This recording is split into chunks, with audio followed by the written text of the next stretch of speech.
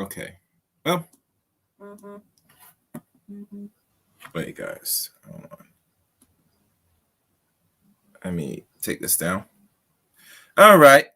What's good? What's good? 1 second.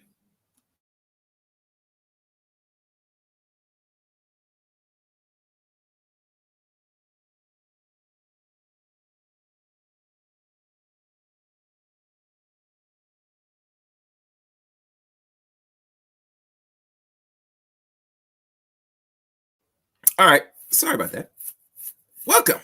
Yes, yes, yes. Welcome again to a very usual stream.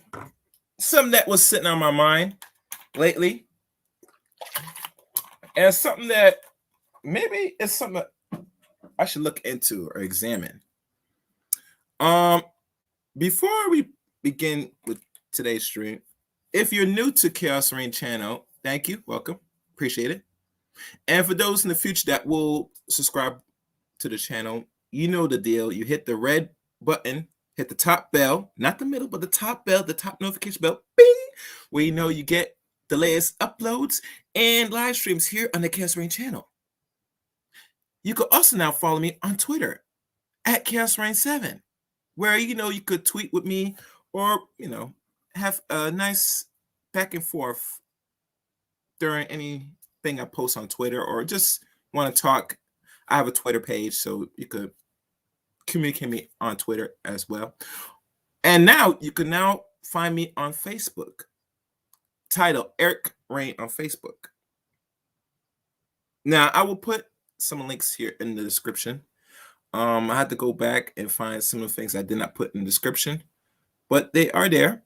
If not, I will put them there for people to refer. And like I said, because I go a different direction with the channel, to let people know this is a podcast.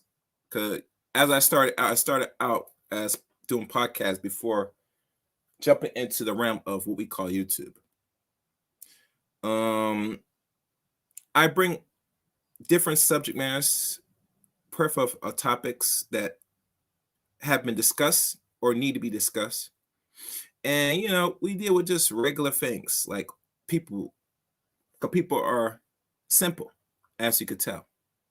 Nor in the society we make it seem like it's complex, but it really is not complex. It's really simple if you think about it. And one of the few things what I've understand throughout this journey, that this is not an easy task. If you're trying to do or accomplish anything, you're going to have to scrap for everything. As much as most men, I'm talking to men now, don't want to hear it. If you're scrapping for less, you're going to have to continue to scrap for more. And let you know that it will never be easy moving forward. And I've learned experiences firsthand. And I'm not really complaining too much about it, because everything is a journey. Everything is a learning experience. And you should know that as you go throughout your journey, you're going to be frustrated. Some days you might think like, why I'm doing this? And some days you just want to throw in the towel. I understand. Trust me, I have been there. But at the end of the day, you as a human being, you got to do what's necessary to get the real outcomes. Don't think your journey is going to be any easy moving forward. So if no one has ever told you this, I'm telling you this firsthand.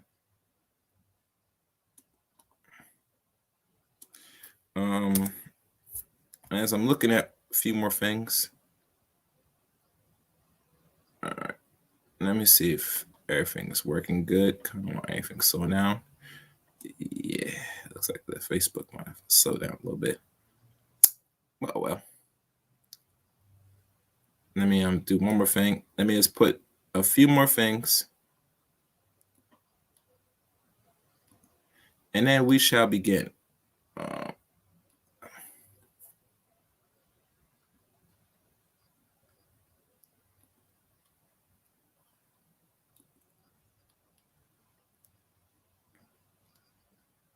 Okay, let me see if everything's functioning.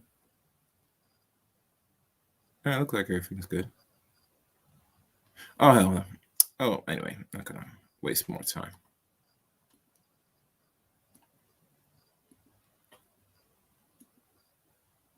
Oh, good, it's shared. Okay, so let me put one thing in the chat room and we shall begin. Let me post this here. Paste that. But you'll see the links to a few things. Oh, and I forgot to tell you.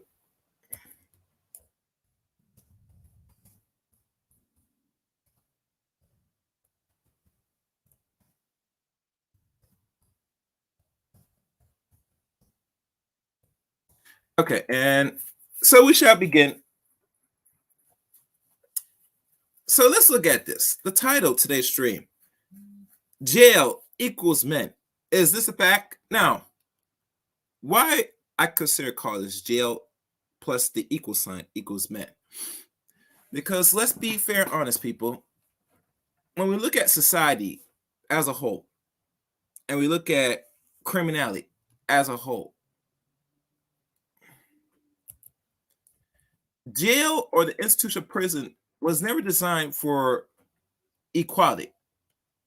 Hell, it was not even designed for genders.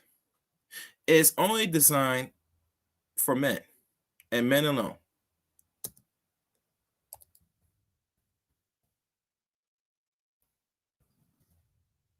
Hold on.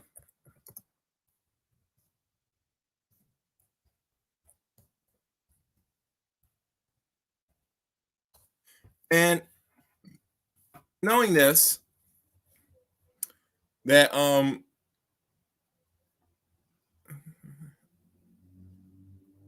on. Knowing this is that, let's be fair and honest. We see a lot of criminality in a lot of neighborhoods in America, and particularly the criminality mostly is focused when it deals with male on male violence, more on the whole. Second to that, maybe male on female violence, and we could probably say last, female on male violence. You got to understand that when it comes to aggression and violence, it is still prioritized by the men in the society, or just in general of nature. Men are aggressors. I'm not going to deny that. But when we look at the institution of prisons and jails, which is the same, we have come to understand now the progression of people being locked up for a period of maybe a century and a half or longer, if we can go deep into books that talk about institutional of prison, penal system and stuff, that usually way how things were back in old days, they didn't invest money or time just to lock people up for small crimes, and we could say bigger crimes. Usually back in old-fashioned days, back in Western or Old West, or during the inception of America, usually people do get locked up. But normally with certain crimes, depending on severity, there was normally a death sentence and people just get killed.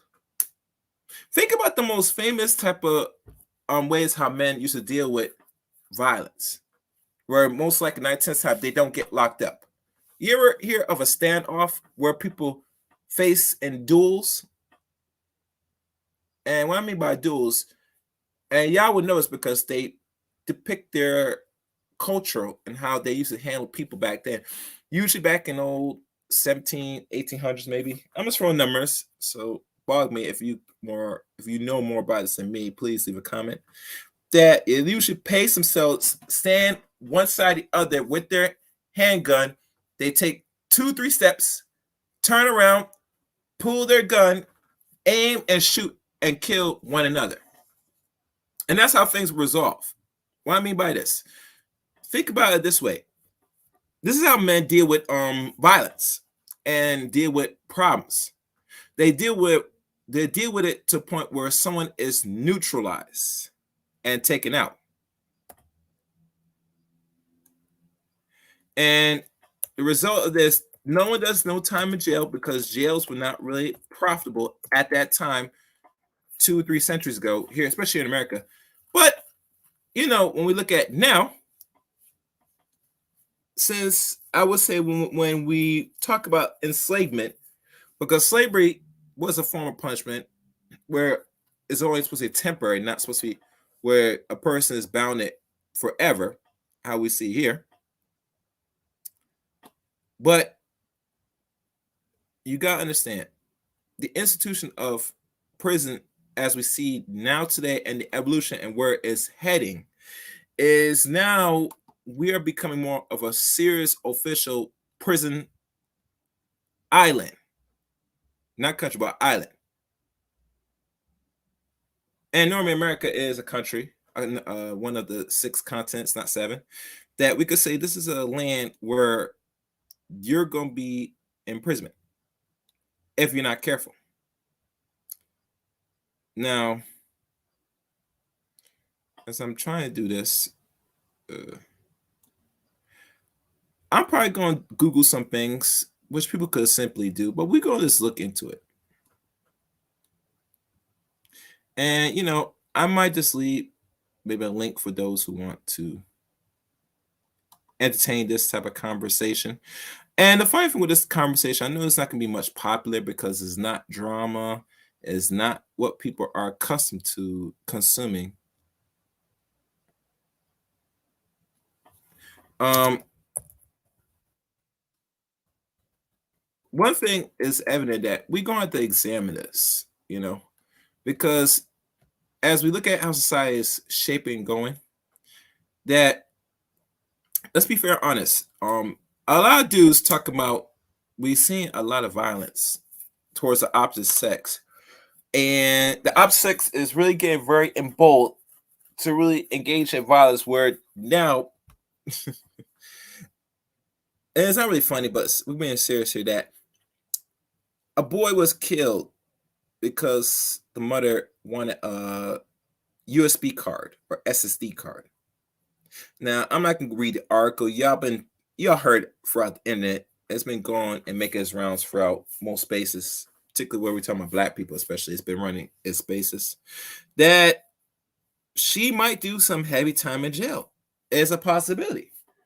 But we all know in this system, way how prisons are set up, it's not really intended to be given an even playing field when it comes to men and women in regards to incarceration. And I could probably pull up and see what is the average incarceration of people, especially when it deals with sex, which I'll do in a second. So let's look.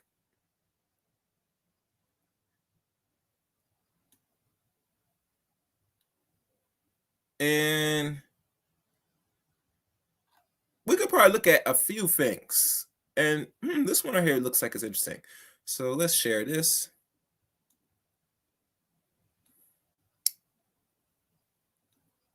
We're going to look at a few articles, and I'll put in the description. This right here looks like this is an up-to-date version of the Federal Bureau of Prison. And this base is prior month dated. Last update September or Saturday the 11th and September of 2021. Okay. Which we just had the 20th anniversary of September 11th. So shows here the pie and who was in prison. And the inmate statistics, it goes by age, citizen, ethnicity, gender, offense, prison safety, etc.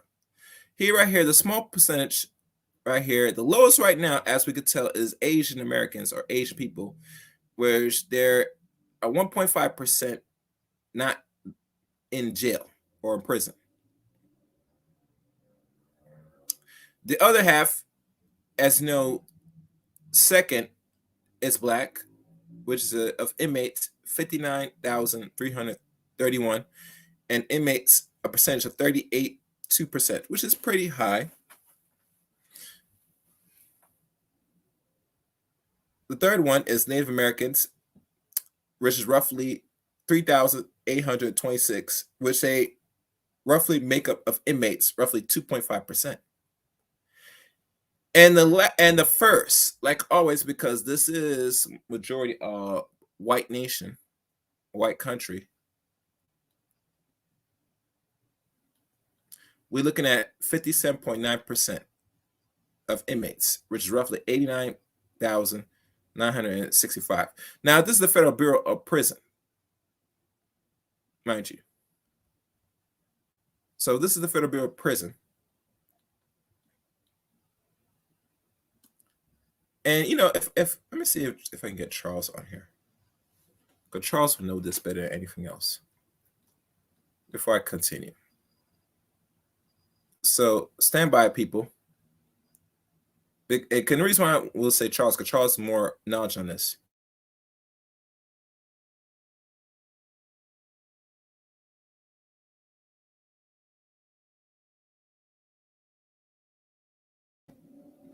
All right, we'll see if he'll contact me back.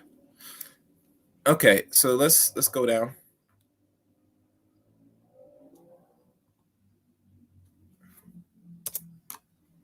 And the reason why I say Charles Faulkner, because he works in law enforcement for almost roughly 15 years. And he'll make 15 years next year.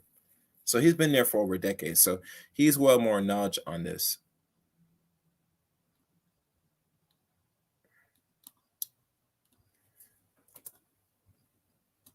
So let's look for let's look at the age. Let's see if it could tell us that. Inmate age, statistic base prior to month data, last updated Saturday, September 11.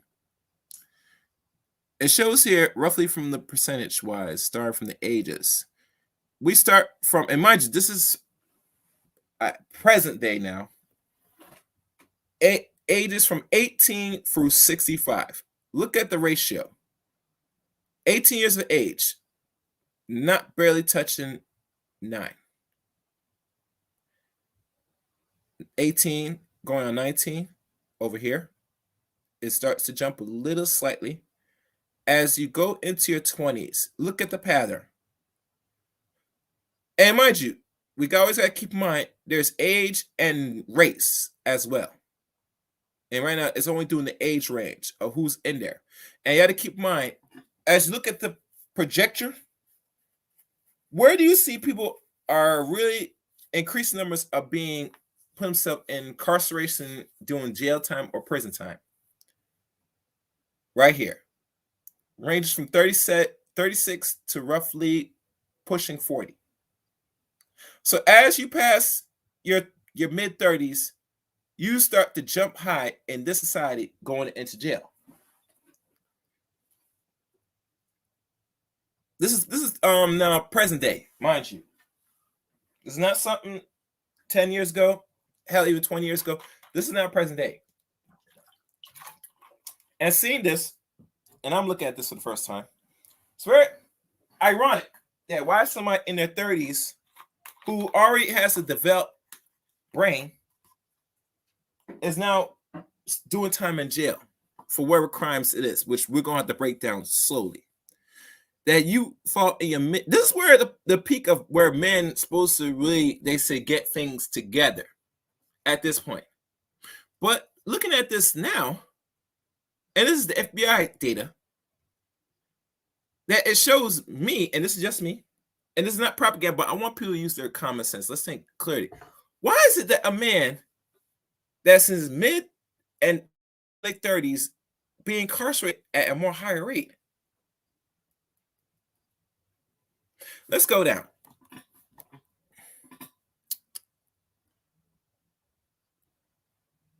Oh, and for those that's listening, please like this video, share this video.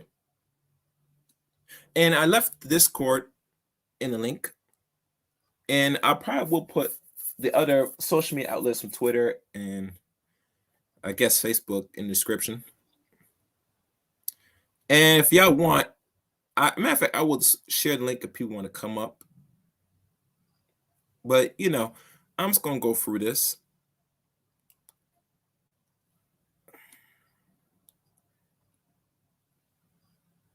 So let's look.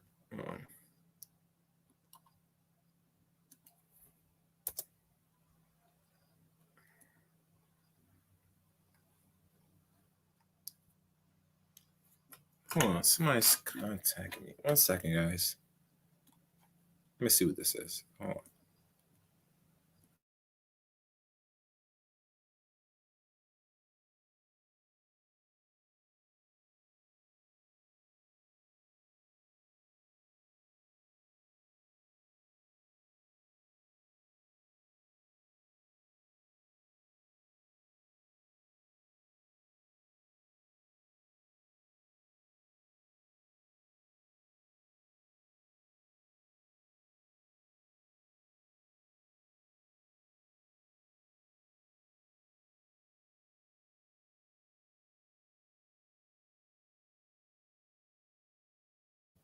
All right, sorry about that, guys.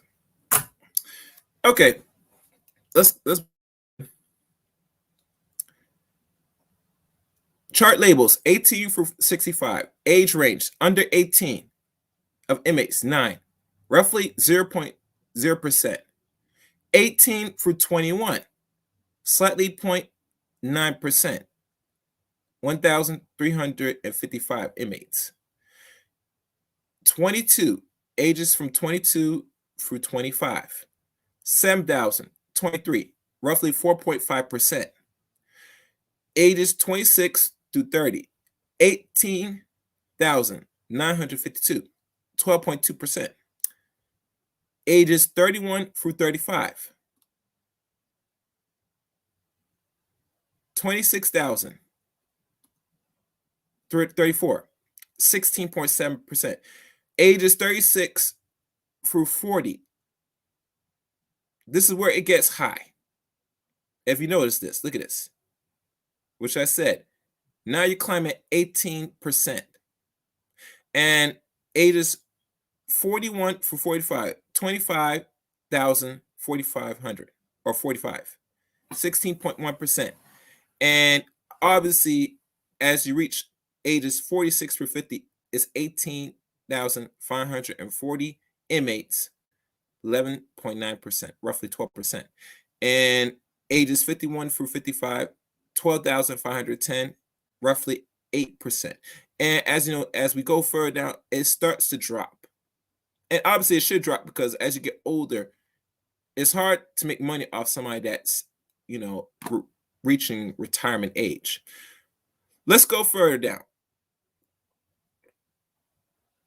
Ethnicity. Matter of fact, let's go to citizenship. Now, this one, and to let people know that's listening and recapping off this is the first time I'm looking at the FBI updated statistics of prison. Inmate citizenship. Colombians. Roughly inmates, 1,615. 1.0%. Cubans, 801. 0.5%. Dominican Republicans, 1,337. 0.9%. Mexicans, 14,169. 9%. Others and unknown, which really they don't really. Now, I'm surprised they have an other and unknown because mostly you come to this country, they obviously we know, and they always, depending on their parents, they write down where they come from or which parents they come from. Now, if they're mixed, that might be a little tricky in regards to that particular part of the data, especially you're a foreign black for the first time or a foreign mixed person. 9 tenths time, you're not going to know who your parents are that they could label you on paper because you come from 2 different racial parents, which really in America, they run by white, black, and the other. There's no such thing as mix in this country. Mix don't exist. They will not give no label mix. So for those that are biracial stock, don't think they're going to give you a label anytime soon. The days they give you a label is when this country is really collapsed in America. Because the purpose of creating what we call color lines and creating what they call white and black is the distribution of resource and wealth. If you're a foreign person that comes to America and you jot down the white box, if you can, you will get more entitlement and more resource to you because there is an incentive of labels in this country. As much time people don't know this or heard about this, there is. And they always keep and monitor how much money is being distributed in this country in regards who jots down the box. So let's go further. It's 7,385 of inmates, percentage-wise, 4.8%. And last but not least, the United States, 138,128, 83.7%. Obviously, because they will make up the majority because they are indeed Americans. Now, let's look at the ethnicity, inmates of ethnicity. It shows here Hispanics and non-Hispanics. Hispanics, inmates, 47,271, roughly 30.4%. Non-Hispanics, meaning that they are either black or white per se. 108,164. And that's roughly 69.6%. But before I move on, I want to go back to this. As you know, by people with citizenship, Mexicans comply second to people that lives in America, the highest percentage of prisons. And reason for that is because we're connected to the border of Mexico. So keep that in mind. So let's move on. Ethnicity from non-Hispanic and Hispanic. You see the numbers. Now by gender, which is the purpose of the stream.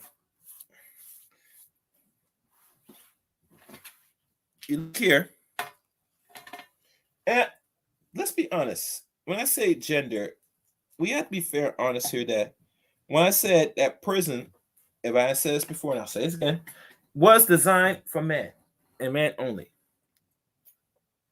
And the reason why that is because men are the workforce. How you doing, Jay Shine? Men are the workforce. And I'll put this here.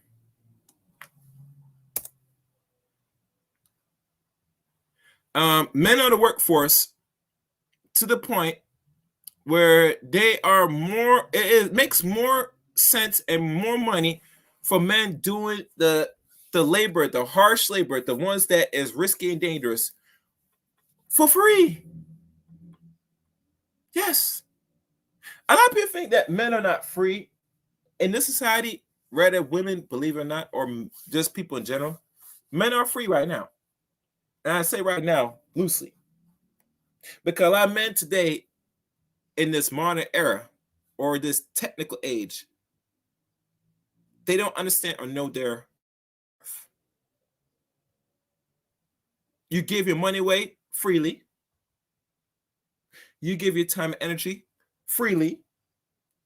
And you might give any other form of expenditures or resource freely because you've been conditioned to do so. Unfortunately. So let's look at this. Genders, inmates, and percentage of inmates. Females right now in the United States, prison inmates right now, composed right now since 2021, 10,757 of inmates. Roughly, they are 6.9%. Now, I want people to be clear that there's maybe more data out here that it might give more of an in-depth of who's in jail, who's in prison. But right now, we're just going to share this type of one because this is the Federal Bureau one for now. A prison. And I could probably select some of the more inclined data right here, but for the sake of conversation, we're going to go by this for now. Males right now are 144,678, roughly 93.1% of the prison population in America. Now, looking at this, I said this before and I'll say this again. Men, they need men in prison. It is a necessity, it is a requirement in this Western world, especially this Western country we call America, to lock up men for a reason. And let's go further. If you look at most of the laws being put in the books now, they are making it enticing it a way where it makes it easy for you to do time in jail for the necessities of profit. Because think about this, man. You are free. If you are not controlling your environment or imposing environment, someone else, which is another man, is imposing this environment.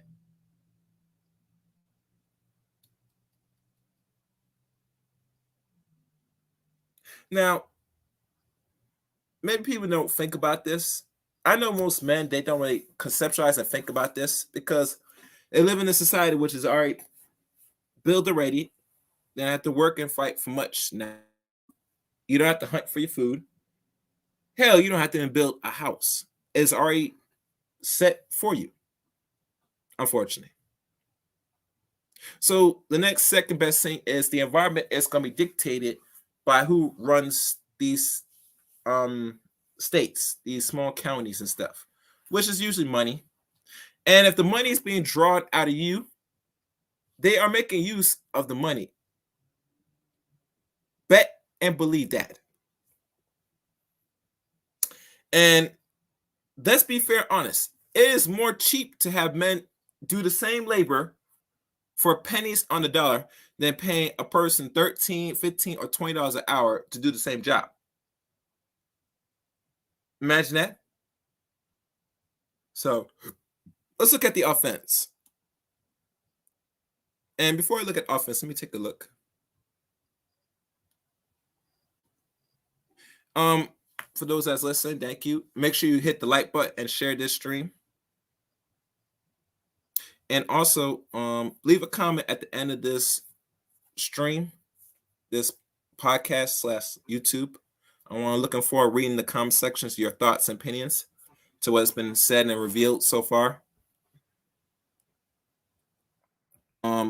Also, if you have any ideas,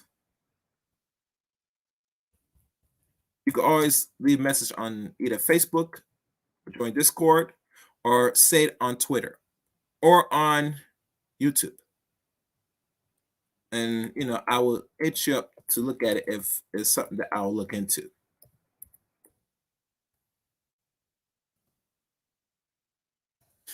Okay, so now let's look at this. The statistic based on prior monthly data, last updated September 11, 2021. Offense. And we can see the percentage here. Well, let's look at the offense. Banking and insurance confederate embezzlement.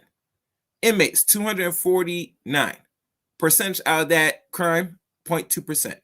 Burglary, larceny, property offense, 7,312. Inmates, 5%. Continued criminal enterprise, 286.2%. Courts and or corrections, 512.4%. Drug offense, and let's go all the way down. Right here, right here, the highest. We'll look at 67,079, 46.1% out of the percentage that holds all offense that will lead a person to go to prison, which is letter E, right here. See that? Now, what do you mean by drug offense? Meaning people are either using drugs or selling drugs.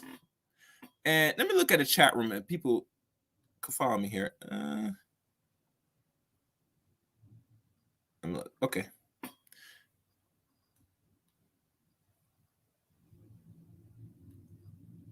That is the highest right now, drug offense. And we all know drugs right now in many communities are not regulated or deregulated. They're pushed out here just to put you in jail. Now, are people wrong taking the drugs? Yes. Do they have a choice? Yes. Are they going to exercise the option of choice? No. And the reason why it goes back to, again, this environment is not imposed by men in certain spaces of environments. It is still controlled and facilitated by dominant men behind closed doors.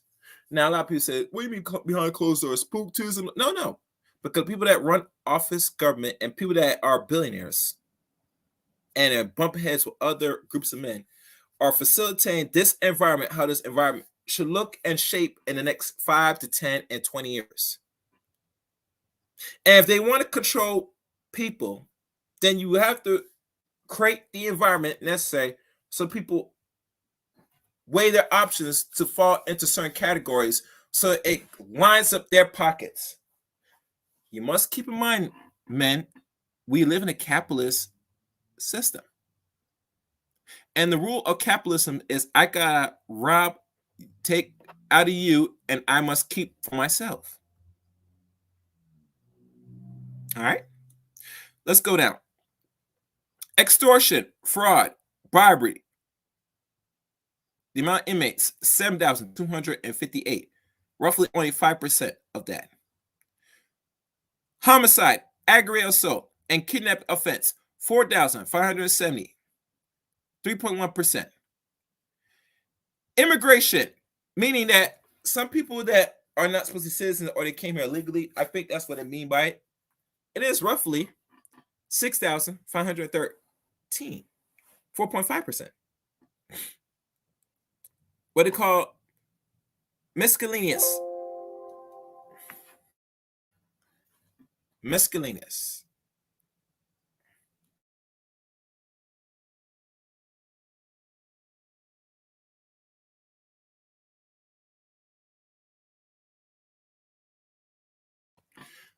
Let's look at that. Miscellaneous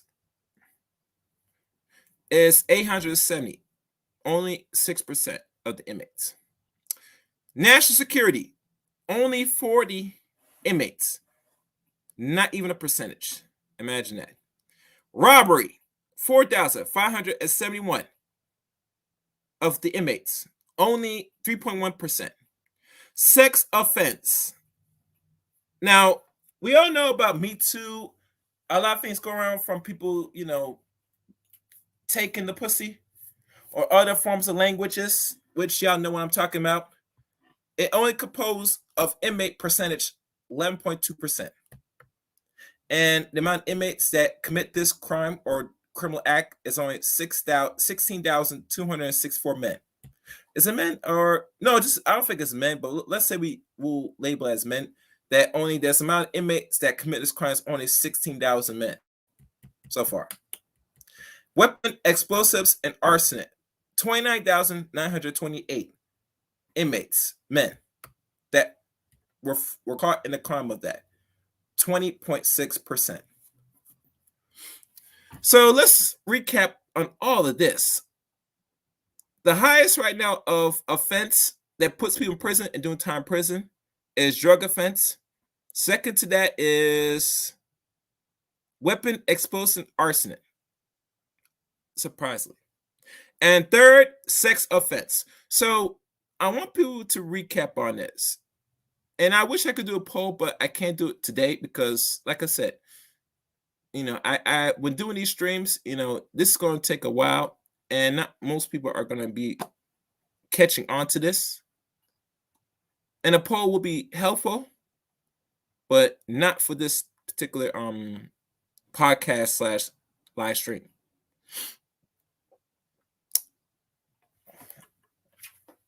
And let me see this.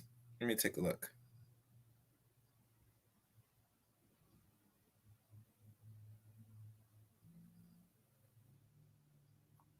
I'm just doing some looks, guys.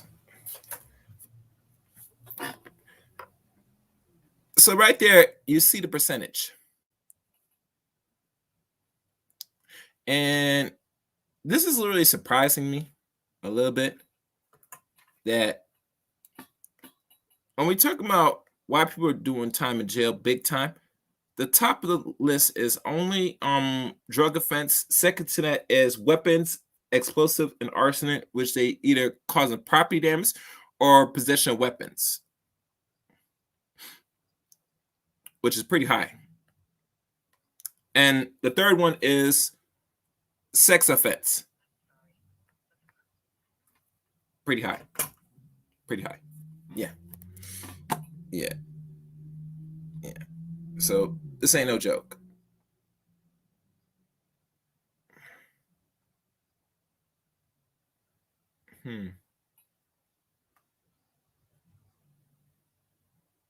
What matter of fact, besides that, let me ask Lair Movement if he's aware of this, because I think he never looked into the data on this. Now that I think about it.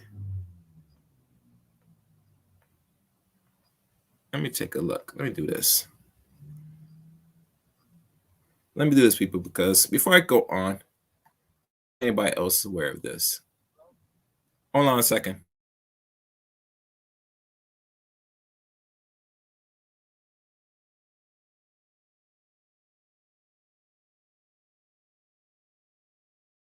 Oh, guys, this is Lair Movement. Have you ever looked at the FBI statistics of prison like offense of why people do time in jail? What's the highest percentage? It's been a while. Oh, you like about race and crime talking about? Yeah, this is dealing with prison. Like we all know men, because the purpose of the stream is dealing with jail equals men, and why is that? I just did a quick search on the Federal Bureau of Prison. I mean, I wasn't really looking at it, I was looking at just find something that's click onto it. And I'm seeing that this is the updated version of this. And you know the top 3 things that is causing offense why people doing time in jail? The top is still drug offense. Second to that is weapons, explosives, arson. And the third is what we call sex offense. White guys leading sex offense and probably the weapons charges, and we leading drugs. Yeah, and that's what I was thinking. Yeah. And I mean, the white people do drugs too, but you know, they get a slap in the wrist. They don't get the time for it. Yeah. So when I'm looking at the number and the percentage, it's still high up there that, you know, to really get people is really now still is the drugs, the illegal drugs. That's what compiles right now the majority of prisons, people in prison on the average.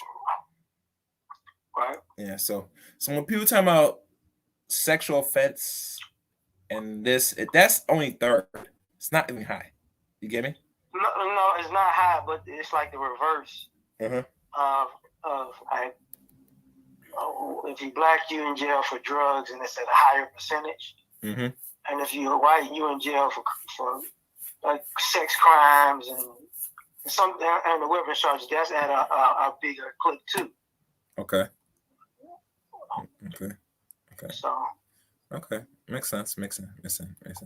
Yeah, but when we look at and think about Lara, that how I looked at that prison throughout its inception in history, even up to today now, it's always been designed for men. Because when police come to any distress or call, they always try and point out they find or looking for a man that has committed a so-called crime. They don't really come to the scene and expect and find that women are committing anything. You get me? Or have to compose it, because that's not in their job description. The first thing is know when they get called, they're expecting that there's going to be something that's going to be involved in a man that's engaged in some form of criminality to either prison or, if anything, neutralize the situation. You know, so it makes me want to say how the law system, prison system structure, that if you are a woman in the society, this is like free range to be safe to do certain things and don't worry about too much consequence and really serious criminal acts. Including what I hear the dudes talk about the mother killing her son because of memory card, right? In Chicago. Yeah, in Chicago. Yeah. And I'm not really dig any research of if she's gonna do time in jail, wherever. I didn't really focus on it. She's gonna do time. Yeah, she'll do some time. The question is how much. But there you go. And I'm thinking, saying, okay, if the prison system is really composed of men and they really finding men, when women commit serious crime, come here, that's murder right there, premeditated. You get me? That's 20 to life in certain states. That's my check, right? Yeah, but it's not going to be premeditated. Okay. Yeah. So when I think about when people concerned about society, especially if you're a man, you live in this Western world, in America, yeah, you are at some risk depending if you know your environment properly. But no one's saying that if you're dealing with any other gender, you gotta be very cautious. You know what I'm saying? Especially if the opposite sex are getting wind if they could just do certain things, and then I can get slapping wrists harder if they have the free liberty and range to do so. You get me? Yeah, I mean, just to try to use they're getting less time than the white to black ratio as a group, but at the same time, they're dealing with what white people are dealing with too. Is film now. It's so much evidence on people now. It's kind of changing the dynamic. Mm-hmm. Because now you can make an excuse for a person. Oh, they doing this and it's like this. It's too much video and audio that you can't take it out of context at this point because it's happening so frequently. Yeah. And so frequently that it's like second nature out here. You get me? That's saying, what can you do now?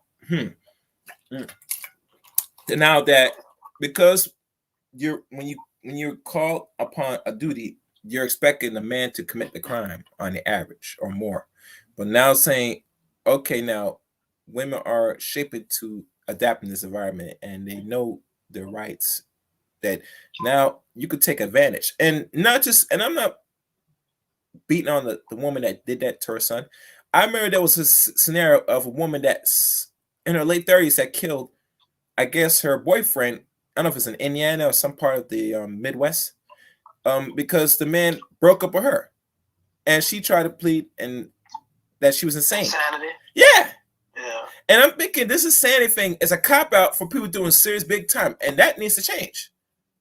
That's what I mean. Like, that's gonna wind up being part of the issue. Yeah. Because if you think about it, the boyfriends and the kids, this has happened multiple times in the last year and a half, 2 years. Yeah. And half of them been on film. Yeah. You know what I'm saying? So, or audio of them. Yeah. So it's like, this is not going to be looked at as all these things are isolated incidents. Kind of like the guy in the reverse, the guy in Florida who was trying to be his own lawyer. You see how they was like, dude, everybody knew he was going to jail except him. Oh, wow. You know. Wow. I didn't know that. Trying to be his own lawyer, and yeah, because he killed his kid's mother, and he tried to kill his kid. Oh, okay. Yeah. That's not gonna work. Right. See, one thing men must understand, and men know this well, that you can't do because you are a man in the society. The burden of performance and responsibility and everything is gonna hold on you. So if you're caught in the act and you're trying to use yourself as a representation to get out of some shit that you created, they're gonna look at you funny and they're just gonna throw the whole book at you. Because they would love to have you in jail more than anything else. Because now to them it's profit. I can have you do the same work for real cheap and less. You get me? And I can make that over and over again. That's why I tell people many times, because how prison systems were designed after, the so-called enslavement, that now they look at it as now this is more profitable. You get me? Yeah. Because think about it. I said this earlier in stream, people didn't really listen. How people used to deal with people back in the old-fashioned days, they would normally, if you got caught up and they locked you up for whatever crime, right? Either you're able to pay the bail, or depending on the severity of the crime, you automatically been hanged or executed. And back then how Europeans used to move back then, that if there were certain things when there's a disagreement amongst men just don't sit there, fight, and then there's police come and share it. No, they normally duel out and kill each other, and then no one really does no time in jail. You get me? Well, even as far as like the 60s, maybe some of the 70s, there was a rule on the books, if you were like under 25, you get no matter what you did, you can only get 7 years. Okay, I didn't know that. Okay, that's something new. Okay. And this could be for any crime, or this is sort of certain crime. If you were under 25, that was like a loophole. So a lot of the crimes you think about older guys who are still alive today. That's why I said like 60s, 70s. A lot of the white guys, the Italians, all the people in the mafia movies. Yeah. The reason why they would always get out is because no matter what they did, if they were under a certain age. Yeah, you know that you're right about that. I remember those movies of some of them like not even 18 years old. Maybe they might be 18 doing some serious crime, like doing some real crime that they got in hands business where somebody has to disappear. So I agree with that. Yes, and that was during the 40s, 20s, and 40s. Yeah, but that extended to like, I want to say the 60s and 70s. I think it stopped at a certain point, somewhere between the late 60s, early 70s. Yeah. But that was the thing. Like, if you was over 25, you get life. But see, at the same time, you had black people who had this, who that rule didn't apply to. Yeah, it didn't apply to us. Yeah, no, it didn't apply to us at all. Because remember, after enslavement, they said, "How are we gonna make money off these Negroes?" Oh, we just build prisons, you know. And even with the little laws they put in place, even back then, like 56 years ago, and now they upgrade now to be more small, minor crimes that you do big time in jail, is to know saying, I gotta lock you up on something. Because when, like I said, once the police come, I'm looking for a man, and I had to put and book him for and charge him for something. So we look at the books. What can we charge him for? Oh, you were doing this. You know, we could lock you up for that. You might do 5 or 10 years off the bat for non-offensive crimes. But imagine they do like the bigger crimes. Yeah, that's like 10 to maybe 20 years or more, or what they consider life in jail. You know, and they keep adding more laws just to lock up more men. You get me? Because let's be honest, it's more profitable to get that same labor for less if you know, get the man onto something. He has to be hooked on something, you know. So we gotta make laws that say what will make it easy for you to commit a crime, that you're known to do so, you know. And we all know the highest right now is still in these streets is drugs, you know. For now. You mean nonviolent offense? Well, nonviolent offense. Yeah, you're right. Thank you. Nonviolent offense and maybe drugs if you get caught on it, depending on it. But nonviolent offense, and normally those are usually when people plea bargain, for that, because they don't want to sit there be taking more time where you have to. They sometimes in certain states they say they require you have to get a lawyer and all stuff so they could put money in their pockets. It's real criminal if you think of how the system runs their shit. They're racketeering. You get me? So yeah. Yeah, well, with crime going down and been going down for the last 20 years, they're gonna start charging. They're really gonna start charging other people more because they have been focused on us as a group more heavily than they've been letting people off the hook. You still need that money, so guess what? Yeah. This is gonna come at the expense of other people who have to catch these charges. Yeah, and that's my concern, especially now. Let's say child support is an issue. And a lot of men that talks about it, that if crime is down, that means they're going to heavily penalize you more for just the not payment. You get me? They could do that. Well, not necessarily. Okay. Because even the time that they can give you, they can't give you the same amount of time they can give somebody for assault or robbery. You get what I'm saying? So yeah, okay. It's one of those things where you're gonna be it'll lead you down the path of criminality because it might make you unemployable, and then it escalates from there.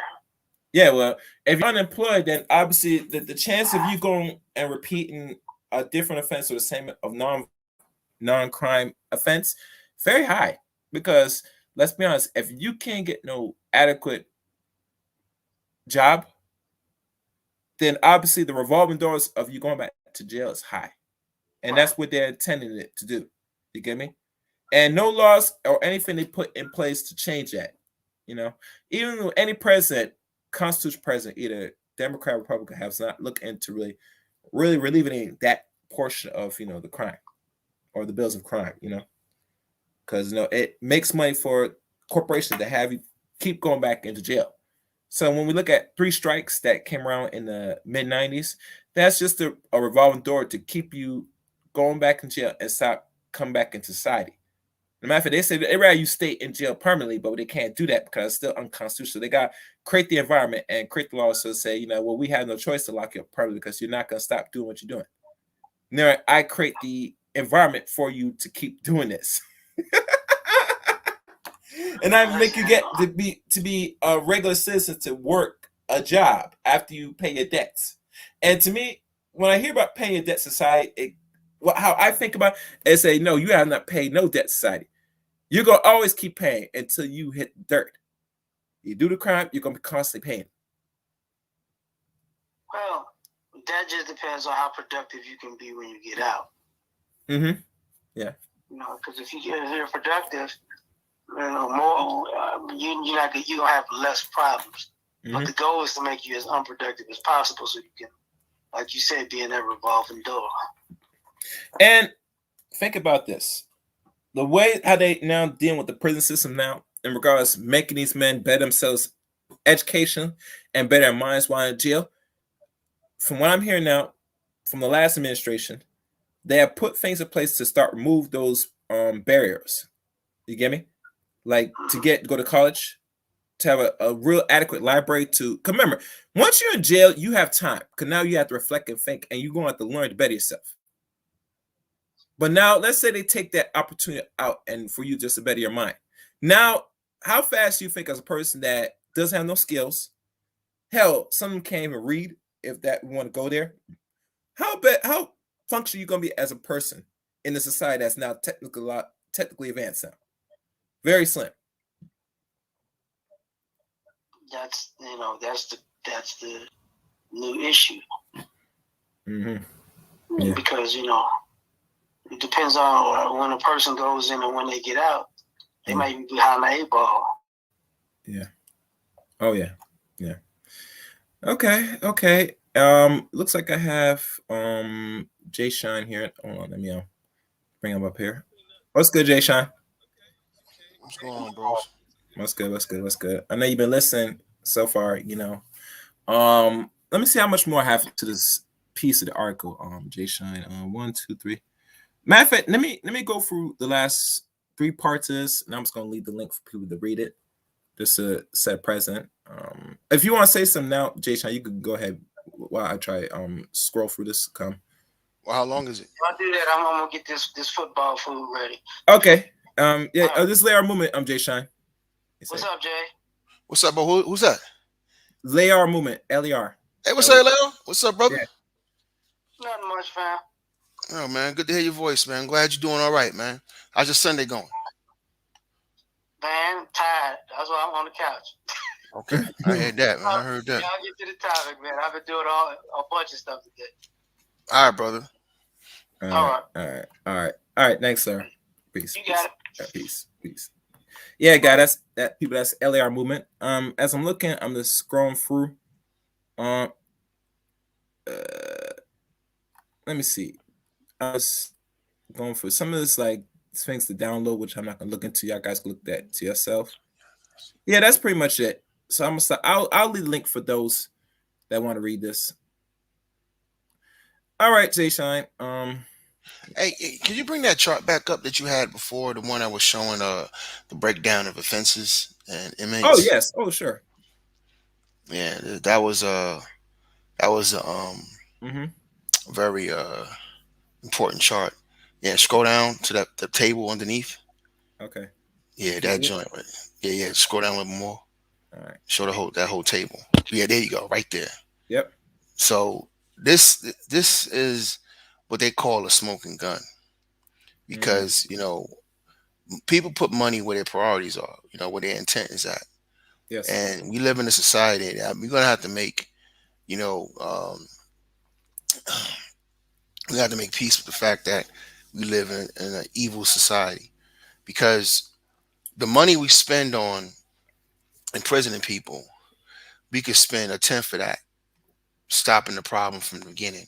Just think about how much money we spent on the prison system, militarizing the police, paying out payments for the police, all that stuff, the billions and billions and billions of dollars. If you had just gave a quarter of that to the people could live off that.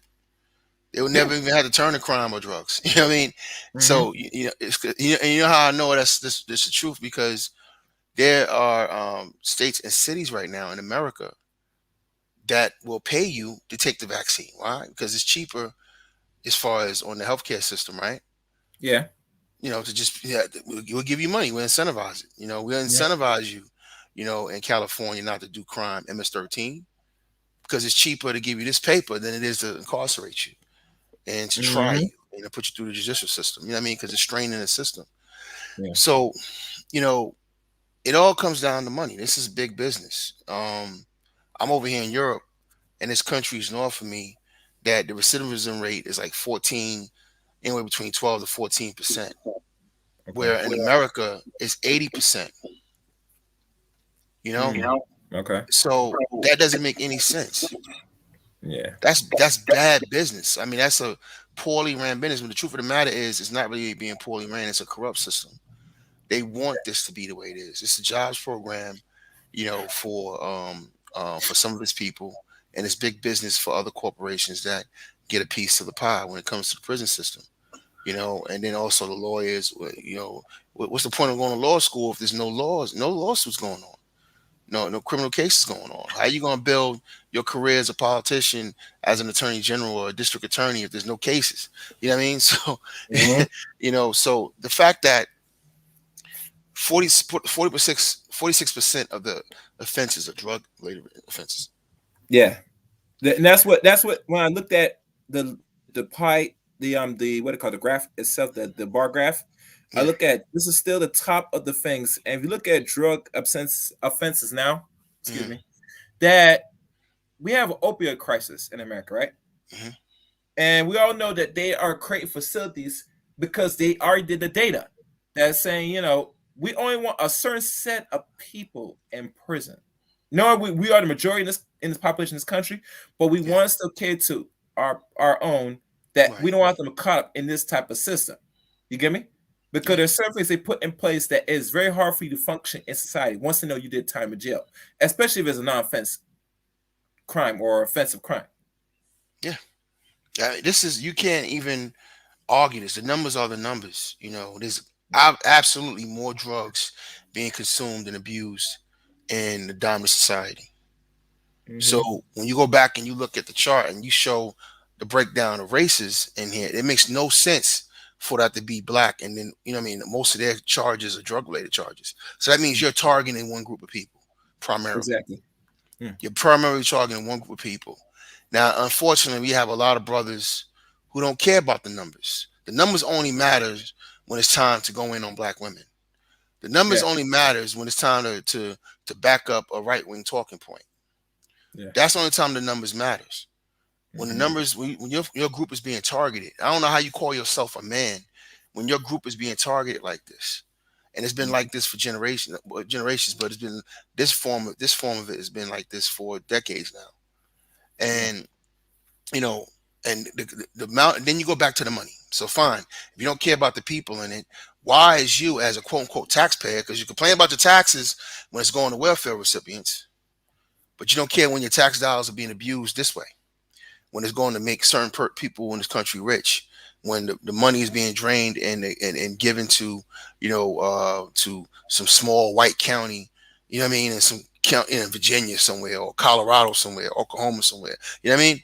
Mhm. And you don't care that the money's going there and providing an economy for those people, and all they're doing is targeting and doing it based on the backs of targeting your people. I don't understand how the numbers don't matter in that case. I mean, like, cats don't care about the numbers no more when it's time to deal with the real problem. And this is what you're looking at right now on the screen is systemic racism. That is that you can't even argue this. And if Mhm. you scroll down to the bottom where it says armed weapons, Weapons of explosives, arson. So that means someone that owns mhm, weapons, yeah, explosives, and arson. And not last time I checked, black people don't really commit a lot of arson and weapons. Normally, they were given weapons. Last time I checked. yeah. But even So in yeah. when they did the stop and frisk in New York, people don't know that almost half of the weapons that were found on white people, even though most of the people that were stopped were black people. Mm-hmm. You understand what I'm saying? Yeah. So we don't look, man. If they ever targeted other groups of people like they targeted us, there would Mm-hmm. be an overnight shift in these numbers. They wouldn't have enough prisons to hold all the white people who are in violations. Oh no. The way we are, quote unquote, in violation. In fact, we're supposed to have, a Second Amendment right in this country, but every time I turn around, for some reason we don't have them. We don't have these Second Amendment rights. How we lose them? Well, you go to jail for a petty crime or a bullshit situation. It gets bumped up to a felony, a drug possession, whatever the case might be. Now you lose your constitutional right to carry a weapon. So even if Yeah. you're in a dangerous neighborhood and you need to protect yourself Yeah. for whatever reason, you know what I mean? Now they're going to treat that gun charge like it's the worst thing ever. You know, like places like New York, Chicago, DC, where a lot of black people are. You see, this is not on accident.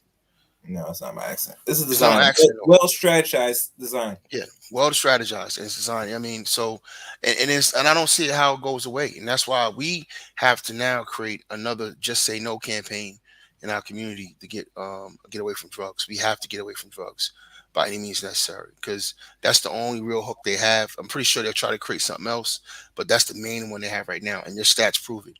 That's the one they're going for. That's why they're stopping you. That's why they're pulling you over. They'll throw something in your car. They'll search your car or smoke marijuana. All of that is to get you on these drug charges because they have a damn near conveyor belt, you know what I mean, system, you know, to get you in, especially when you don't have no money to really get a lawyer and fight the case. So most of these, and I don't think you covered this part yet. Most of these are plea agreements. Most Oh cases, yeah, in yeah.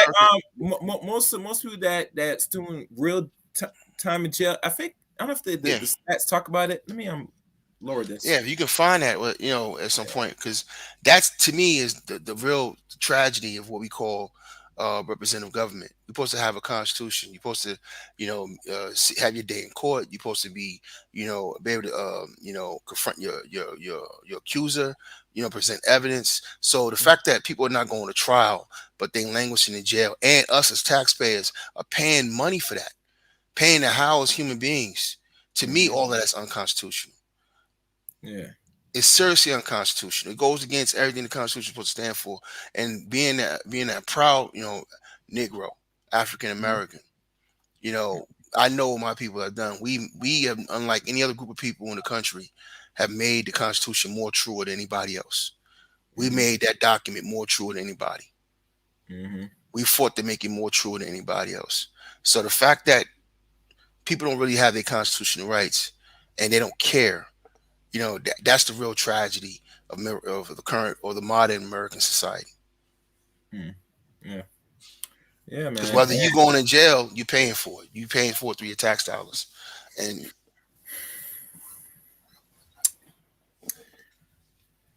I think one of the issues that the reality I understand why most black men nowadays, depending if they're ADOS or not, that want to follow this so-called illusion of conservatism or whatever you want to call these new labels, that this still affects you regardless of what you call yourself or how you move in this environment.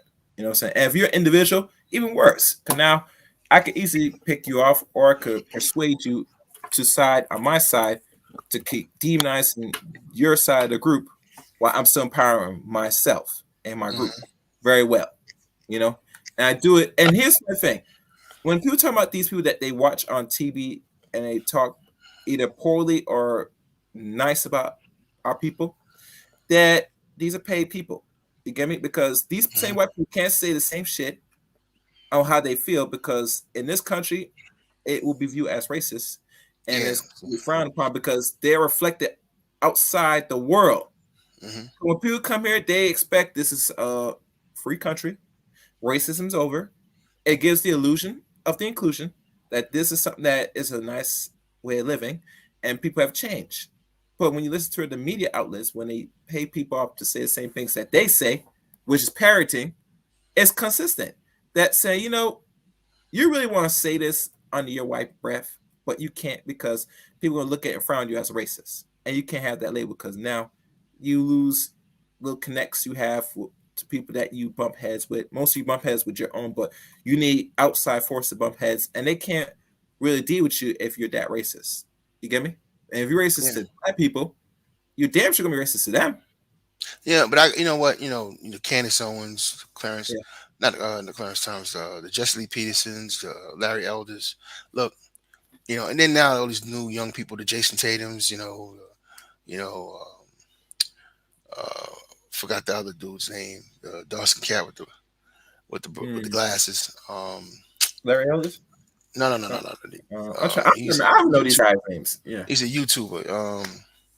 It'll come to me in a minute. Brownlow? Yeah, Anthony Brownlow. Yeah, ABL. Yeah. You know, so you know these guys all are in a business of it. You know, they pay talking heads at this point. You know, and so they're bona fide, basically certified sellouts. Because the truth of the matter is, no matter what you feel on policy, if you're for conservative policies, whatever the case might be, you still have your group, and you shouldn't be doing it at the expense of your group. You can't explain to me how you against your group on every issue, every police shooting, every police abuse, right? Mhm. You know, every riot. You just on the other side. You're not ever for your group. You know what I mean? So time shows you that these people are clearly, sellouts. And and you know what, it is what it is, man. Part of it's our fault though too. Mhm. Black people's biggest issue is the lack of unity. Everybody has to have their own opinion, which is fine, but having an opinion and just being non-cooperative is two different things. We're at the point where we just don't cooperate with each other at all. Mhm. Showing love and fealty towards another black person is somehow corny or whack or weak in some people's eyes or stupid. You know what I mean? And so that's a people that's backwards and that's upside down. You know what I mean? LER was just here a minute ago. I back that brother 110%. We might disagree on some issues, but if we in mixed company or we out in front of another group of people, I'm not Mhm. showing him no separation. Mhm. I'm gonna show him, solidarity. Yeah. You know what I'm saying? And the same thing goes for you, anybody else. Now, if we have something we need to talk about, we'll talk about it back home or back Mhm. in our own setting. That's why community is important. The fake thing about a lot of these so-called black conservatives is that all they want to do is run up in other black areas, on social media. They can't get away Mhm. from other black people. Even the brothers who talk about, dating out and all that kind of stuff. Same thing with the sisters. All they talk about is each other. All they do is collectivize as black people, whether black men or black women, on together, on these channels or in Mhm. these social media spaces. So th- it's backwards. It's upside down. It doesn't make any sense. It's dysfunctional as hell. You are still collectivizing as black people. Y'all just collectivizing and united in dysfunction. Y'all just coming together to just disagree with each other. You're not coming together to cooperate on any level. So when we talk about issues like the prison system and systemic racism, there shouldn't be no separation between a black liberal or a black conservative. The numbers are the numbers, and they're targeting your group, which means there are people in your family that might succumb to this. Mhm. Now, remember that brother last year who was back the blue? I forgot his name. He was back. He was breaking up a fight, and the cops showed up. He tried to shake the cops' hand, and the cops killed him. Yeah, I think I remember that. You see what I'm Yeah. saying? This is how, like, these cats don't understand. Like, when you get pulled over, they don't care if you cis bim or if you're a Mhm. black conservative or you know what I mean. Or, same thing with that guy West, that coon that's out there in Texas. Uh, what's his first name? He's running for office actually too. He's running for governor right now. Mhm. His wife got pulled over, and the cops did some BS to her and arrested her. He's actually right. His wife did get violated. You know what I mean? Mm. Yeah. But he won't. He wants restitution, and he wants to call the cops, and the cops are telling him to go to hell. But he can't go as far as saying how corrupt the cops were because he's on that anti-black pro-cop thing. You see how crazy that is? Damn, bro. So your Shit. own wife and your own family might succumb to this. She had grandchildren in the back of that car when she was arrested. They came in and now the grandkids are crying and they getting taken by strangers and all over some nonsense that the cops were doing. But this is black life. Mhm. And you don't care. You get on stages every day in front of white people, putting your own people down and railing against your own people. That's where conservatism is at right now for these black guys who come on the internet and all they want to do is combat with their own people. They're not recognizing the reality that this could affect them or their family. Yeah. So that's completely dysfunctional. No other group acts like that. None. No other groups like that act like that. You have conservative Jews, you have liberal Jews. They do not act like that when it comes to Jews, period. Mm. They don't care what they don't care if it was a Hasidic Jew or what's the word I'm looking for, a secular Jew out and running a porn business in California. Mhm. Jew is Jew, and we nowhere near that. We on the opposite spectrum. We run for the hills. We don't have each other at all, and that's why problems like this that you see on the screen persist. Because if we can't collectivize on a social level, there's no way we're going to, collectivize or come together on a political one. My thing is this, and this is just me now. Why some of our people, and that's I take the majority of our people, it should take enough. Why they know the problem is and refuse to do. And I'm gonna say, man or woman, you're supposed to do this alone. You have to work with just a good set of people that is trustworthy to get shit done. You get me? And even Mhm. that we're refusing to do so because we think that there's gonna be a consequence, like somebody might stab in the back, or someone will probably sell you out, or some of these small things, which I understand. But in the environment that you do not control and don't do nothing, you get what is you deserve. You get me? See, one Mhm. thing is evident that when they said we have arrived as people, they're not lying, but there's a consequence of arriving. Now you become lax, you become complacent. You think that time is gonna ride you by, and then these people are gonna do you good over time because they have a change of heart. No, they have not changed their heart back then and not gonna change their heart now. The only thing now is they're gonna play more of the same games on you much harder and much in your face now, and you're just gonna be in the fetal position and just accept it. And they know it's no fun because no saying to get some, you're gonna have to fight them in any form of fashion. You know what I'm saying? Because Mhm. this is how their culture operates. They just don't give you anything. You have to resist. You have to push back. You have to do what's necessary to show that you mean serious business in the long term. And I go even further. If we look at other nations, you know what I'm saying, that was, I guess being conquered by the West, right? That they had to fight and bleed and do what's necessary so that they don't get completely overrun and control. You know. Now I can't speak for Afghanistan because it's now if people traveling now, I wouldn't be surprised it's built up by America. You get me for over 20 years Yeah. because they've been there for a generation. So I guarantee be on there longer than 10 years. That means you not only accomplish something, but you build something over there. You get me? Right. Right. But they're not talking about that, Jay Shine, at all. You get me? Mhm. But they sure give them reparations, incentives, and the millions come over. So Yeah. what Yeah. that tells you, yeah, Yeah, I it leave tells you a that. lot, man. It tells you a lot, man. Because, like, and the brother's name I was talking about earlier was Alan West. I forgot his first name. Okay. Yeah, he's one of those, conservatives, that we just gonna have to deal with. And let me just say this too, just change the subject real quick. You Okay. know, these are our brothers, the Larry Elders, the Allen West, the ABLs, the sellouts, the Hmm. bed winches, the bed bucks, the coons, the sambos, the mammies. They're all our brothers and sisters. This is a condition that came from the plantation. Okay, it has not been eradicated. This There were warriors and fighters and just good folk and regular folk. People even kill people who they had no fighting them.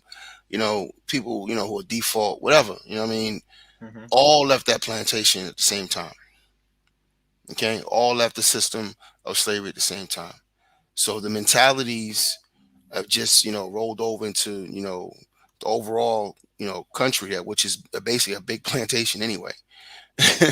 And so I call it plantation politics as usual when you're Hmm. dealing with these type of people and this mentality. But we got to admit though, it's killing us. So those of us who don't identify with this mindset, we have to unify on some level, at least socially, to push back against some of this stuff, because you can't look at a prison system like this and just ignore it. You can't. The numbers are the numbers. Okay, Hmm. the numbers are the numbers. This is why your kids are being stopped. This is what the policies are for, to create contact between law enforcement and the black community, to keep those numbers up. You know what I mean? To keep Hmm. those beds filled, right? To keep those court dockets loaded. That's why you getting pulled over and asked all these stupid questions. That's why we got video out here of cops throwing a bag of weed on the floor or some paraphernalia on the floor. Yeah, I see some video. I see some Yeah. videos of them, and they're bold to do it. And Yeah. imagine that. They're Yeah, bold so- to doing that. So what you got to ask yourself a question is that this is stuff that's getting caught on film. How many times you been pulled over and you recorded? You didn't. You see what I'm saying? There's a lot of stuff that's not being recorded. So you have to multiply. You have to give a multiplying factor to everything you see on video. Not take away, but see, a conservative would say, well, there's only 2 videos. See, that's not dealing with reality. That's not dealing with reality, because when it comes to Pookie and Ray Ray doing something wrong, they quick to put a multiplier on it. Right? Mm-hmm. They quick to put a multiplier on it. See, that's what Negroes do. You see, that's putting a multiplier on it. You see one thing that happened, or 1 or 2 things that happened, or one event in Chicago for one weekend, then you put a multiplier on it. You extrapolate that to the rest of the black society. But you won't do that with the cops. You won't do that with the prison system. So that's what we call intellectual dishonesty. Mm-hmm. That doesn't even make sense on no level. Mm-hmm. But we're not in the era of dealing with truth. The numbers are the numbers. It's not about complaining. That's stupid talk. We just sit here and watch Asians, who I thought, and people been telling me that they the highest earning group in the country. Yeah. Oh yeah. I heard some Oh, Negroes. okay. Where was all this talk about them claiming victimhood when they were talking about Asian hate?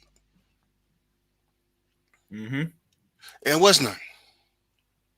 You know what I mean? These guys are only set up to do one thing, and that's to stop black progress. They're set up to sit there and deny black racism. That's it. Alan West is there to deny black racism. Larry Elder is talking about white people should have got reparations because technically we were property. See, this is somebody who's not even dealing with the morality of that situation.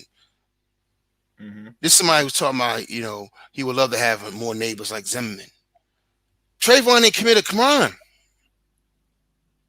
Did I get lost in the sauce? The boy was walking from the store. I know. You don't I don't think you understand how deep and how insidious that is, because now we're talking about vigilantism. But it's the same thing that cops are doing. There's no difference between what a cop would have did to Trayvon than Zimmerman. The only difference is that cop would have had a badge and it would have been no trial. Mm-hmm. So to ignore all of this, and when you add the fact this shit don't happen nowhere else in the world, you know what I mean? Yeah. It don't happen nowhere else in the world.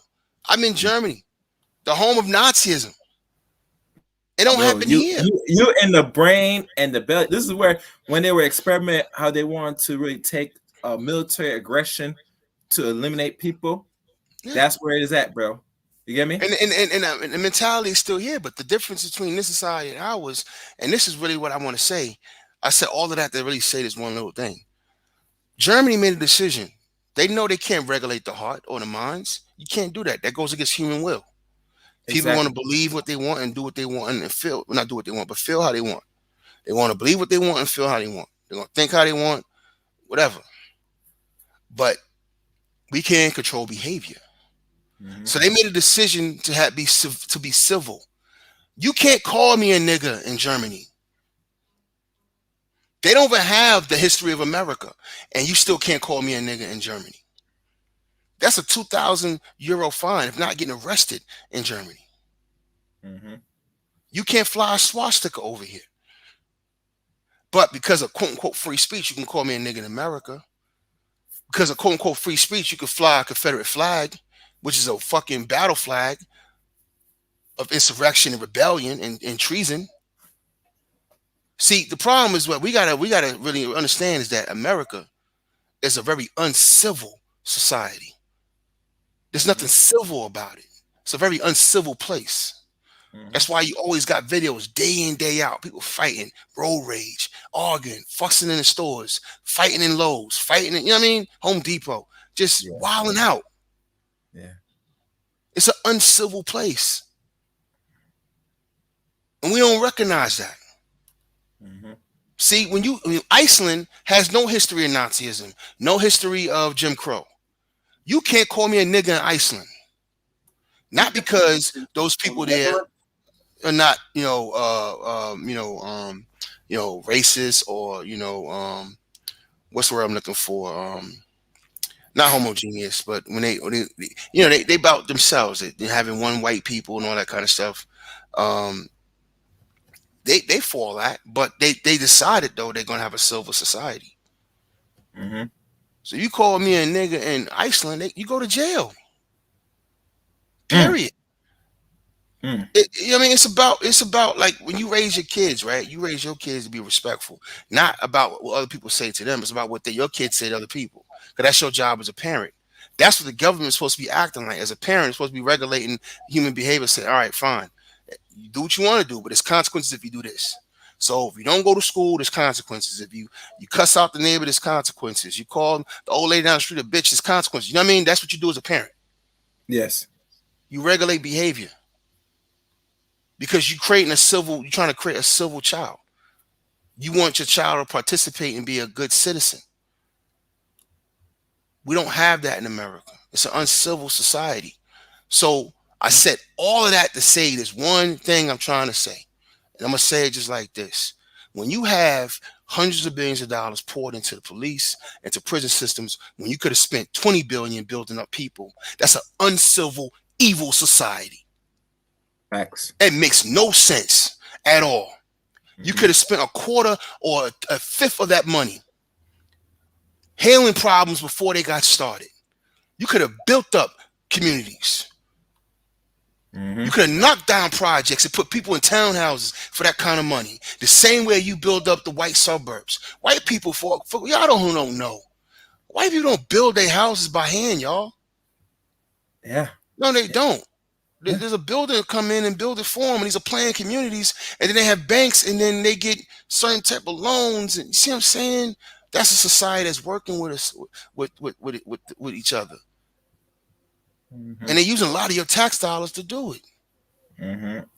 So when somebody tells you that they building what? When's the last time you seen a white person build their own house?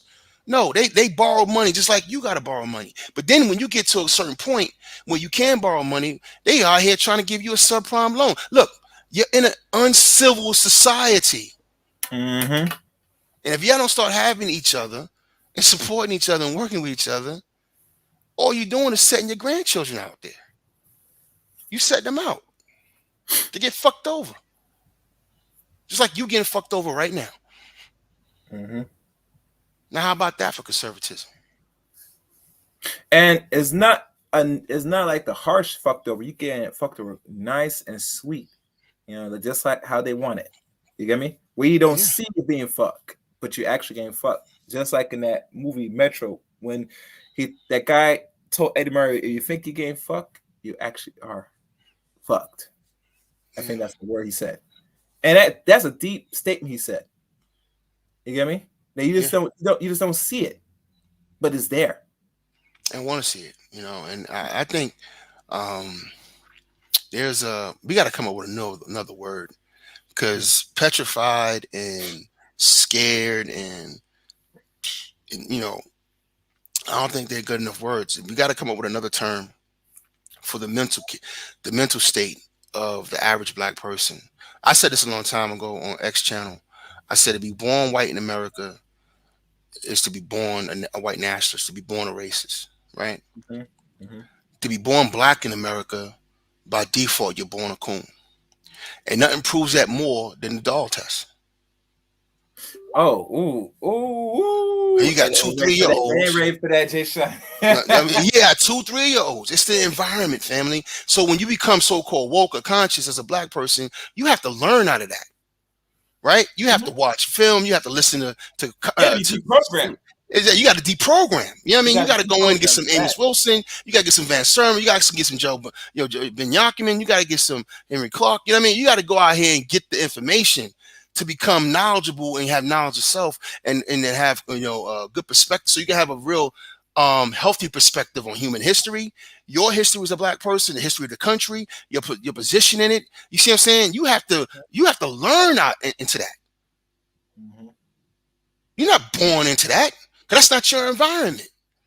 Your education system is not giving you that. The TV's not giving you that. Cartoons are not giving you that. What they're giving you is white supremacy. Heavy dose One for So breakfast. imagine the kind of mindset of a child. So when I see a white person who's even killed and is fair and is trying to do better and is doing the best they can to be fair and honest, that's rare, isn't it? Very rare. But that's somebody who's done the knowledge. That's one accepted the truth and done at least done some homework to find out what's really been going on. And when they learn about policies and how this affected black people, that's when you get documentaries and certain, programs that's on YouTube by a handful of white people. They tell you the real. This is what happened. This is racial covenants. I covered one on my channel with Jim Crow to North. Jim Crow to North, it was done by the University of Minnesota, a bunch of white cats. And they give you the history of racial covenants in Minnesota and the beginning of the projects. The first projects built in the North. It didn't start in the South. The South didn't need it. The South was already segregated. The South was simple. You couldn't drink from this fountain. You couldn't go on this flight. You couldn't go in this town at a certain time. If you did, you got your head blown off. And if we didn't blow your head off, then we catch you later and string you up. It was real simple. They kept it simple, man. Yeah, but in the North, it wasn't like that. So the North, they used racial covenants, and later on, it became redlining, and you know what I mean, et cetera, et cetera. So when those white, see what I'm saying? Those are people who are knowledgeable, and they sit back, and you can see the pain on their face because they know what's happening, and they know it's not going to end. And they're relegated to live in a society too. Mm-hmm. Now, that's a small percentage of white society. Very small percentage. But that's what they have to go through to come out of this shit because they were born into it too. They didn't create America. They're born into it just like we are. So they either take to the programming, don't care, you know what I mean, go along, or they become aware of the programming, understand all the society, and they just take advantage of it. And then they fight for it, just like how you see these folks out here doing right now. All this stuff that's going on, like from January 6th, and all this irrational and reasonable shit that you see going on in the dominant societies, because they know that the country's getting browner. And they were taught white supremacy. They were taught white nationalism. So now they don't care about the election system no more. Now they don't care. They don't care about the integrity of election or democracy. Now they're going to undermine it and just rule with raw power. Because they never believed in it anyway. They didn't care about the Constitution. Never did. No, it's a piece of paper that for niggas, but overall for American people, they don't really care about that shit. It's fake. It's fake propaganda. It's like it's a commercial. You know what I mean, in the form of a document of what America is really supposed to be, but really the real law of the land is on white. I say so. I can agree on that. I agree. January 6th is they trying to stop a congressional mandated process, certified electoral, college votes signed by state governors, most of which were Republican. They wanted to stop the counting of that. There's no way around that. That is an insurrection. These are supposed to be people who are supposed to be constitutionally, and they calling other people, they're calling the police oath breakers. This is how insane they are. Right. And these guys, these conservatives, backed that. Even though they weren't there. They were basically on the sideline at home with a shirt tied up with their belly buttons out, pom-poms, talking about, yeah, white daddy. And they back white male aggression. But your black aggression, see what I'm saying? You see me going back to the same dichotomy we talked about earlier. See, when you show aggression, then you're wrong. You gotta been doing that. Why'd you burn down that CVS? These bastards ran up in and desecrated the Capitol. Yeah. And they killed a black woman in the process. Look, man, they don't care. I know. They don't care. You know what I mean? And they're going to deny what they see. You can show them the tape. It don't matter because they're not dealing with reality. And there's no rationalism with that. And that's what black people didn't understand. There's got to stop. We got to stop trying to convince them to be good. That's not going to happen. This whole notion that they're going to wake up one day and, no, get off that white mommy, white daddy stuff. That kumbaya type shit. It doesn't work that way. It doesn't work that way.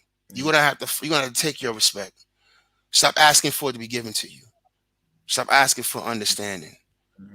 All right. When they gotta feel pain of the economy blown up, it's just like the SLC and Dr. King taught us in Montgomery with the bus car. It started hurting their economy. That's all they care about. When you start hurting their pockets, they'll give you concessions. All right. And that's not something that's given to you neither. You forced a concession. Somebody would say, yeah, they gave us civil rights. No, we forced civil rights. Yeah, that's a We were fact. showing our ass in the 60s. We burning down cities left and right. We was messing up the money. We was messing up the face of the country. We sitting here in the Cold War with Russia talking about democracy, and look what we doing with the niggas. They can't even vote. So, you know what I mean? We were showing, and this is also, the evolution of the age of TV as well. So now you're starting to see it. Everybody's seeing what's happening. Mhm. Yeah, man. So this in real time, instead of having films brought to them like there was. Like, see, in World War II, that's what we had. We had the films. They bring some footage back from the war front, put it in a film. People go to the theater, and you know what I mean. Today, and in Normandy, you know what I'm saying. People sit there, oh, great soldiers, and show the courage of old. You know what I mean. They was doing that. The films back in the the 40s, right? To keep the morale up with the Americans and show what's going on. But when you have live footage on the news of us being hosed, people, church people being hosed down and bitten by dogs, little girls, women getting beat up, that made the country look crazy. And you talking about communism's not the way, it's about democracy. Hold up, man, what you talking about? Look at your TV. Kennedy, Johnson, Nixon, look at your TV. Mm-hmm. So then came in the most insidious plans, which was the benign neglect, plans, policies, and that we've been dealing with that ever since. You know what I mean? At the same time, they've been, criminalizing our vices. This is what Nixon said on tape: criminalize their vices. He was targeting two people, the hippies and black people. Yeah, This is out of his mouth. This is not something to argue about. It's not up for debate. Chaos. yeah, it's not up to date. It's not for it's history. It's it's on audio. Yeah. We can't say Reagan is not racist no more. We got him on audio now. We knew his policies are racist. You wanted to argue that. Now he's on audio calling you niggas. Now what? Hey, wasn't it good old Joe expose himself on audio too? Yeah, we know. They were kept comfortable at. So we call him Jim Cotro. We know who Joe is. Yeah. That's one thing I like about being, a progressive brother that is more centrist than anything and not tied to left or right politics. I can keep it real. We know who Joe is. There's no way in the world I can vote for Joe or Kamala. I vacated the top of the ticket in 2020. Mm-hmm. I can't vote for him in good conscience. And I couldn't vote for Trump neither in good conscience, which I thought was the best situation for us.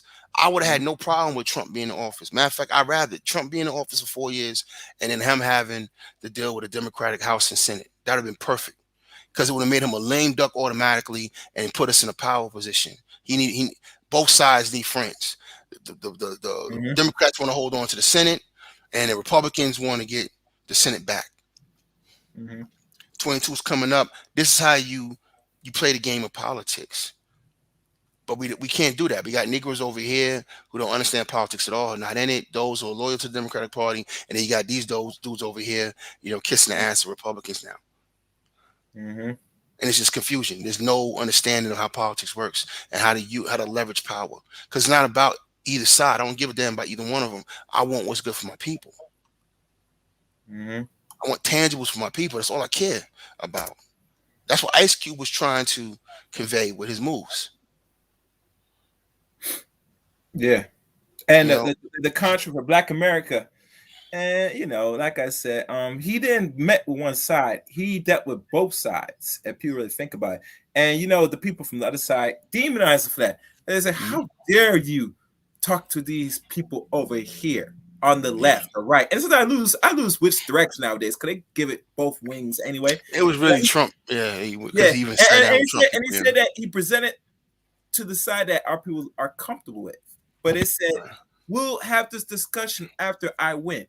He said, oh, hell no. No, I want to have the conversation now. You get me?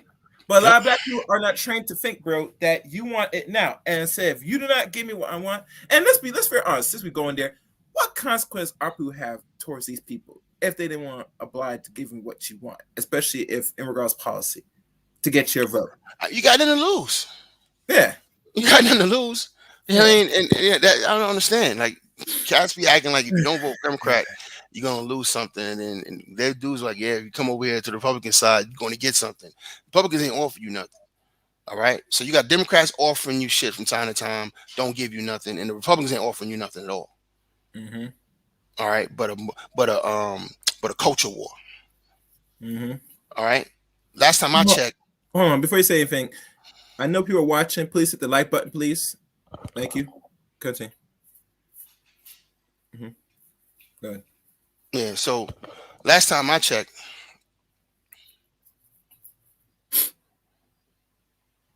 this culture war shit, you know, it's really the dumbest thing ever. Because the last time I checked, Trump was in office for at least 2 of his years. He had both houses. Yeah, last time I checked, I think we first got there. Yeah. Because Paul Ryan was the House Speaker and McDonald was.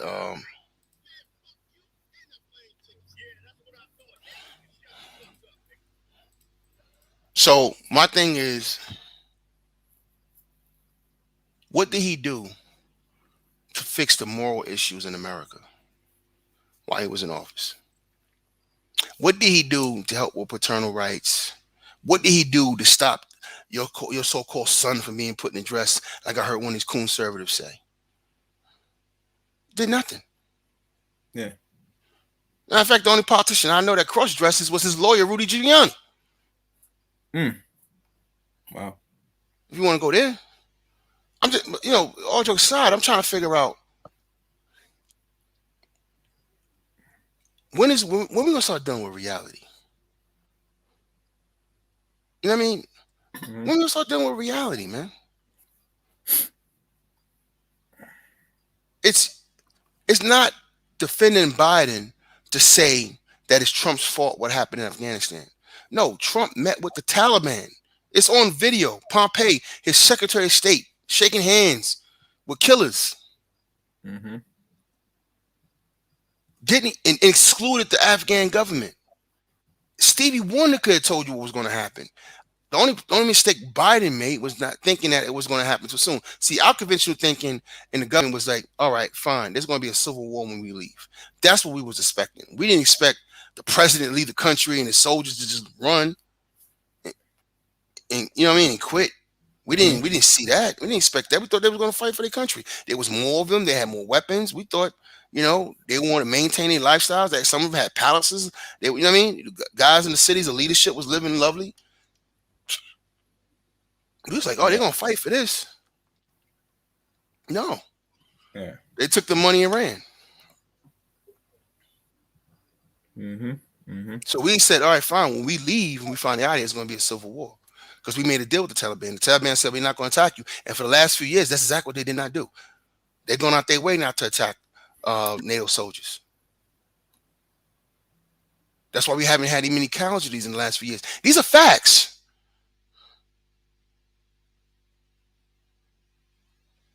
But no, we got to be partisan. We got to be arguing about dumb shit. We got to just blame somebody else. So, I could say I'm over here with these guys again with my pom-poms out and my belly button out, and just cheering from one side. And that's not how we're supposed to be doing politics. We look foolish. And we never want to fix a situation like the prison system with this mindset. Never. It's never going to get fixed. Because we have no unity, no synergy amongst ourselves, no common sense that we need each other and we have to protect each other, especially given the history of the country. The country has a long history of fucking with us. And I don't understand where this trust came from. I don't understand either, man. I don't understand. You know what I mean? Where you just believe in these people, they're going to do right by you. Either side. Why are we not looking to each other and saying enough's enough? And those numbers you put up are devastating. You can't even explain that. That shit makes no sense. That's the result of a drug war, and a drug war being waged primarily on your people, even though there's 4 times more white people in the country and they do drugs at the same rate. I know. You can't explain that. So from 1990 to now, how do you explain that? You're clearly being targeted by another group of people. Yeah. You can ignore all the white men, white cops with the white power symbols, and with white, sign, and doing the white power sign with 3 fingers in the circle. You can know all that, right? You can know all the cops have been fired for that. You can know all the cops that are in court on video or on tape saying stuff. You can know the 2 cops in North Carolina that was talking about killing niggas. You can know all that shit, right? Yeah. And keep saying they one-offs. That's not all police. No, those are the ones that got caught. Common sense will tell you it's more to them. You look at the Amber Geiger case, everybody overlooks the fact that what they were texting and saying to each other during a black parade, a History Day parade, where they were making fun and mocking the black people when they was on duty. So you had a Black History Day parade. It wasn't even a protest. It was a parade. They're on duty, right, for the parade, and they sitting there shitting on black people. You sitting there waving at the cops, saying hello to them, and they ain't on there. They making fun of you on text messaging and walkie-talkie, calling you niggas and stuff. You got two black cops that got disrespected by this one. This all came out in the trial. Yeah. So besides this brother getting shot in his own apartment, you know what I'm saying? Yeah. All this other stuff came out in trial, but we overlooking all that. Why? Mm-hmm. That's a mental condition. Well, you mean talking about the Amber Geiger? Yeah, Amber Geiger case. Okay. Yeah, all that was coming out in the trial. Mm-hmm. So not only she killed the brother, she's a racist, and so was the cop she was fucking. And here's the funny thing about that: this chick was getting piped down hard, and one of them days, I guess the man said, I'm done, blowing your back out. I need some fresh pussy, and she didn't like that. So she did. She premeditated, thought about this, think good. And so I'm just going to just blow this Negro's brains out. And she did. But it goes to show, Ray Shine, come soon conclude this, that you live in a society that, if we want to use the word that, and I don't like to use this, it's not men it's not the necessity, but also women too, in time. You hear this term, they call it expandables and all this stupid shit, right? And I'm looking at saying, they look at black people that's been here for centuries as an expandable piece of shit. That, I can't get rid of you physically, so I gotta go other means. You get me? And that's the thing that's not really discussed about. Because think about it. Okay, they can't go all out to execute in the way they want to. So now they gotta do other things systematically. And mind you, they learn from other European men outside America. I remember those books talking about, even Brazil, say, how do you deal with your Negro problems? They tell you, say, oh, simple, we bleach them out. You get me? See, it's always intellectual warfare at the end of the day, how they deal with problems. You get me? And this goes beyond your black scholars talking about the Negro problem. You know what I'm saying? Like W. Du Bois and all these scholars. And they know the problem, but at the end of the day, you refuse to do anything different to either prevent it or really take necessary measures so you don't become that. You get me? Because you intellectualize your way of how you're going to solve this problem. While these people that run institutions, they are doing things and putting things in place to solve the problems. And they are taking aggressive means and all forms of means to do so. While most Negroes today are intellectualized, sitting down and just meditating, what I call affirmation, all the stupid shit, their props. Now say, you can go do that. I'm guarantee you ain't gonna shit. You know what I'm saying? Yeah. So I live in the reality. I live in the real world. I didn't as a man. I don't live in this fairy tale fantasy that say I'm just gonna wish, pray, affirmation, or intellectual way, read books, and then hope that things my way out of it. You're going to have to eventually do something. And as I come to a point as a people, rather the women and the men, especially the men, you gotta do something. That's where it's gonna boil down to. You know what I'm saying? All this shit talking about, the women and all stuff. I'll entertain the conversation as a man. But overall, when I look at overall, it's not gonna change nothing in your environment. Right.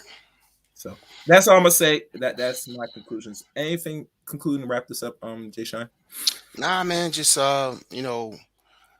this business is life and life is business, family. You know what I mean? You gotta go out here and look at this for what it is. This is their form of society that they created. They handling business as they do it. People are getting paid. There's careers being made. livelihoods, being created, and it's all done on the backs of your people, as it was in the beginning of the country. It ain't never changed. Ain't never going to change. And they're going to let all these illegals in the country, and like they've been doing, and letting them create their businesses and create their communities while they attack yours, while they target yours. Okay. And when you see them Afghans in here selling you quarter waters, hot Cheetos, and chicken wings, don't be mad. Don't be mad. Okay. All right. That's all I got to say, man. So thanks for letting me come up, Chaos, man. You be good. Okay, good. Thank you. And that's Jay Sean, people. You know what I'm saying? And he's around the space, listening and giving his take on things that affects us as a whole. In conclusion to all this, like I said before, the data has shown that the FBI statistics has shown what's the land of the land. I said it personally, and I'm saying it again. Jail at the end of it is designed for man, and the reason why is to make money off man, to exploit man, and if not careful, you know the rest. So, like I said, if you are new to, well, I will say this: don't be discouraged if you're a man in society.